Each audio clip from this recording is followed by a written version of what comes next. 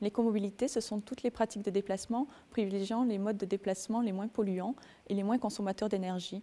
Donc ce sont tous les modes alternatifs à la voiture solo, tels que la marche à pied, le vélo, les transports en commun. Si jamais il faut utiliser la voiture, on va utiliser la voiture d'une manière solidaire, l'autopartage ou le covoiturage, ou autrement, si vraiment la voiture solo est indispensable, on va essayer d'adopter une conduite économe. L'écomobilité, ça concerne tout le monde, ça concerne l'individu qui va prendre conscience de son mode de déplacement et qui va réfléchir à comment se rendre de son domicile à son travail. Ça concerne également l'entreprise qui peut mettre à disposition diverses actions pour faciliter les déplacements de ses salariés. Ça concerne également les collectivités qui vont mettre à disposition toute l'information auprès des individus pour utiliser les transports alternatifs à la voiture particulière et qui pourront aussi développer leur réseau de transports en commun. Alors il faut savoir qu'un trajet sur 2 fait moins de 3 km en ville et est effectué en voiture. Alors pour les trajets courts, et notamment en ville, il faut privilégier la marche à pied où il faut seulement un quart d'heure pour effectuer 1 km, ou alors le vélo, car on sait que c'est le mode le plus performant en ville. De 500 mètres à 6 km, il est plus rapide que la voiture. Par exemple, la vitesse moyenne du vélo est de 14 km/h en ville. Elle est de 18 km/h pour la voiture, mais on met bien plus de temps pour chercher une place également pour se garer en ville.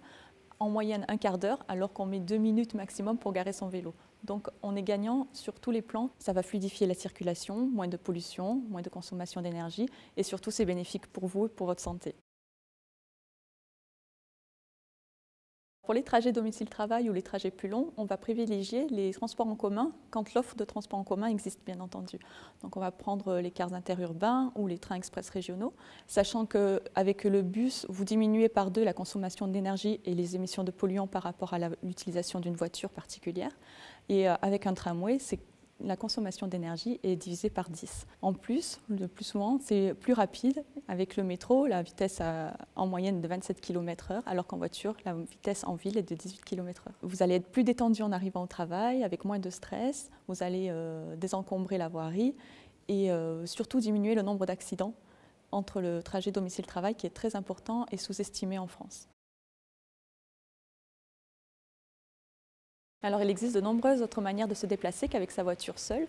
Il y a le covoiturage qui est une manière bien plus conviviale de se déplacer où on partage son véhicule, on diminue les frais puisqu'on partage également les frais d'essence, de péage, etc.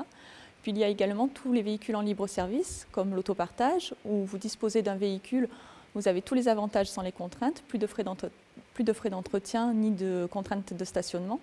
Et vous avez également les vélos en libre service. Vous avez de nombreuses collectivités qui ont trouvé l'intérêt de mettre à disposition des vélos auprès de leurs concitoyens pour qu'ils n'utilisent plus la voiture.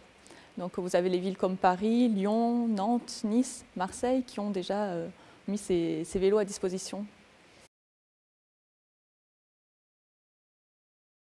Le bon réflexe à adopter, c'est le bon sens. Je réfléchis comment me rendre d'un point A à un point B en générant le moins de pollution possible, en consommant le moins d'énergie et puis en adoptant le mode de déplacement le plus bénéfique également pour ma santé. Alors si je peux m'y rendre à pied, j'y vais à pied. Si je ne peux pas, est-ce que je peux y aller à vélo? Si je ne peux pas aller à vélo, est-ce que je peux m'y rendre en bus? Si je ne peux pas aller en bus, je vais penser au mode solidaire, comme le covoiturage, l'autopartage. Si je ne peux pas y aller, je vais utiliser ma voiture, mais ma voiture de manière sensée, en adoptant des gestes d'éco-conduite.